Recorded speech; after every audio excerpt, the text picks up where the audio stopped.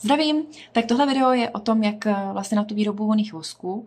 Já teda v té první fázi vám ukazuji ty nástroje, které potřebuji, do kterých je dobrý investovat, a potom v té druhé fázi, tam zase na druhou stranu, jako už opravdu vyrábím ten vonný vosk a ukazuju vám vlastně krok za krokem, co dělám, abych ten vosk vlastně přivela do té finální verze. Takže se určitě podívejte a budu moc ráda za slednutí tohoto videa. Když se podíváte úplně na to celé video, tak se podívejte.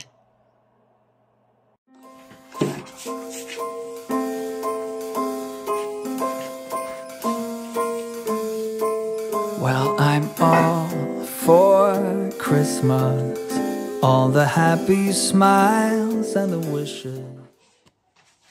Tady mám nástroj, který potřebuju na výrobu vosku, na výrobu těch vonných vosků. Samozřejmě k tomu potřebujeme vosk. Já ho tady takhle hodím. Tohle je ten vosk, který já používám.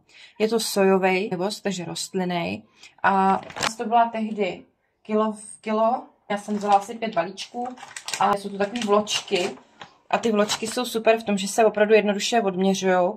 Nemusím nějak jako do toho bušit a rozbíjet prostě ten vosk, takže opravdu super. Takže doporučuji tyhle ty vločky schánět. A je to teda rostlinný vosk, takže sojový rostlinný, ono máme ještě kokosový, palmový a podobně, ale já používám ten sojový vosk. Dál na tu výrobu potřebuju tadyhle ten rendlík, do kterého dávám vodu, a potom tuhletu džezvu nebo takový rendlíček prostě na tavení čokolády se to většinou používá, a tohle jsem vlastně sehnala tehdy z krámku a používám to vlastně na tavení toho vosku. Takže tady dám vždycky vodu, tady hodím nějaký to množství toho vonného vosku, potom to rozstavím ten vosk. K tomu potřebuju tadyhle nějaký měřitko teploty, takže mám tohle klasicky třeba na maso se to používá, a tím vždycky takhle píchnu do toho vosku a změřím, jestli to má správnou teplotu, abych tam mohla přidat potom ten vonný olej a nebo barvu. Potom, co dál potřebuju, je teda vonný olej, a ten si vždycky odměřuju potom ještě zvlášť na váze. Takže mám jenom takovou kuchyňskou obyčejnou váhu. Tam vždycky odměřuju potom ten vonný olej i ten vosk. Ten vonný olej já odměřuju takhle v hrnečku, takže do toho hrnečku já vždycky odměřím ten olej zvlášť, dám tam trošku barevného pigmentu, mikaprášek. Můžu míchat klidně i 2 mikaprášky dohromady, to je úplně na vás, jak chcete. A potom, když to vlastně zamíchám, tak to liju dohromady s voskem, a ten vosk, který už je roztátej, tak já ho nalejvám tady do téhletý odměrky, do tohletoho džbánku jakoby. A tady je u toho džbánku důležitý, aby měl takový zobáček, protože potom to lejete vlastně do těch formiček. A ty formičky jsou zase na vás, jaký si vyberete. Já mám třeba formičky tyhle takovýhle ty čokobary, my tomu říkáme, takový čokobary, ale samozřejmě to nemusí být čokobary, jo. Nemusí to být čokobary, můžete to nalévat i do formiček takových krásných, obyčejných, jako formiček třeba na pečení. A to je opravdu na vás, jako do kterých to vy budete odměřovat nebo nalévat teda. No a určitě je potřeba teda ještě tady to míchátko. Tím vlastně vy potom smícháte tu barvu s tím vonným olejem a s tím voskem, a potom to naléváte teprve do těch formiček. A opravdu dávejte si pozor, aby tadyhle to jste brali takhle s tím zobáčkem, aby se vám to dobře nalévalo. Já mám takhle ty odměrky 2, protože když potom dělám třeba 2 barvy dohromady, to slejvám, tak abych z každé strany vždycky šla jednou tou konvičkou naproti. Takže to je vlastně takový opravdu nutný věci prostě na ten začátek, abyste mohli nějak začít, a co opravdu používám a co se mi hodilo takhle na tu výrobu vonných vosků. Protože pak vám z toho vznikne takhle hezký vonný vosk.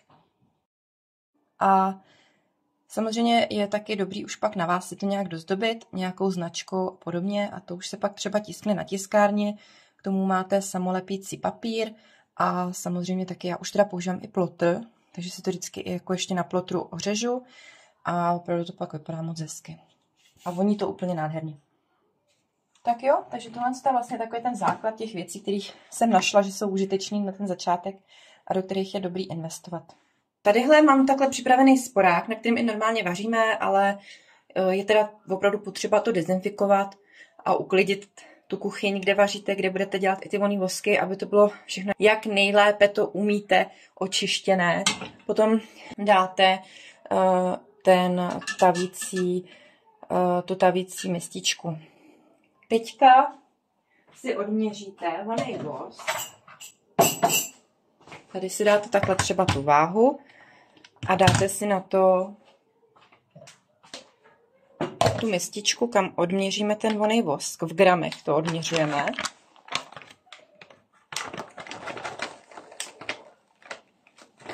A já si tam dám teďka asi 200 gramů toho vosku sojového. A teďka ten sojový vosk nasypu do té mističky a zapnu ten sporák.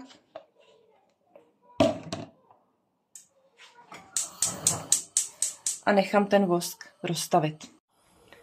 Tak, mezi tím si připravím teda ty formičky na druhé straně a tady si ještě odměřím tu vůni. Sice je to tekutá forma, ale ten vonej vosk je potom tuhej, takže si to odměří všechno v gramech. Teďka i teda ten vonej olej se odměří v gramech. A já mám teda spočítaný, že na 400 gramů toho vonného vosku já používám 30 gramů toho vonného oleje. Takže teďka, když máme 200 gramů toho vosku, tak dám jenom půlku toho vonného oleje.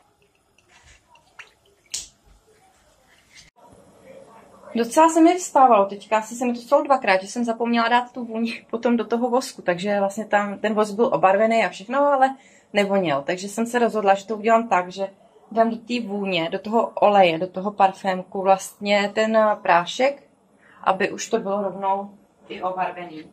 A smíchám to takhle najednou a potom to najednou naleju do toho vosku.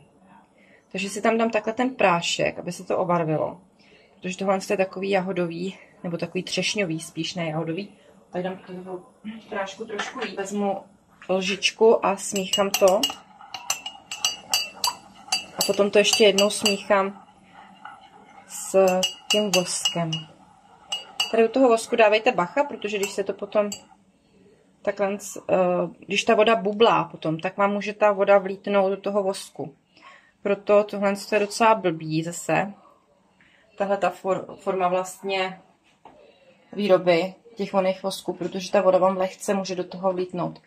Proto jsou lepší potom takový ty tavící obrovský hrnce, kde ten vosk vlastně rozstavíte mnohem líp a je to takový lepší. No. Ale zase to už stojí trošičku víc peněz, takže tohle je taková jednodušší forma výroby.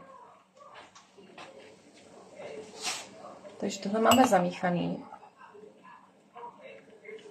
A počkáme teďka na ten vosk.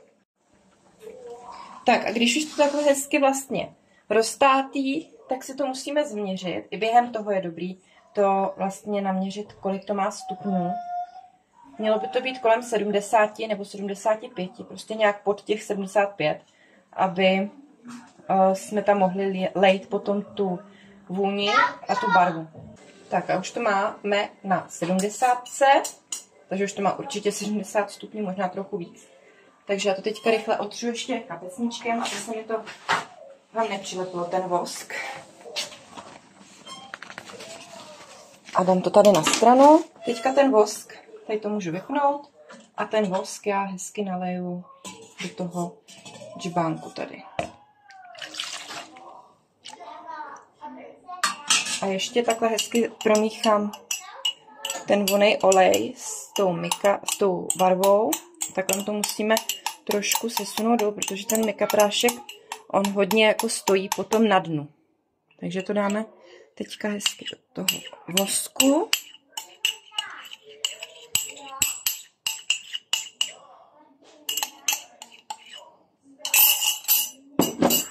Teďka ten vosk s tím práškem a s tou vůní promícháme.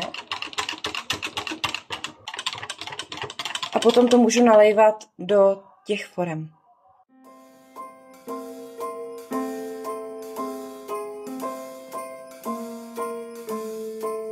Well, I'm all for Christmas, all the happy smiles and the wishes, and I want it all from the lights to the mistletoe.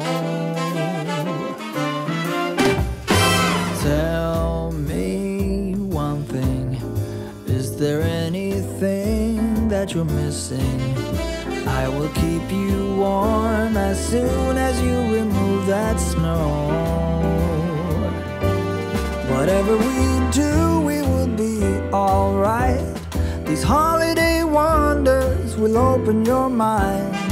May all your wishes tonight come true. The love I lived, the dream I knew. This Christmas I only wanna be close to you.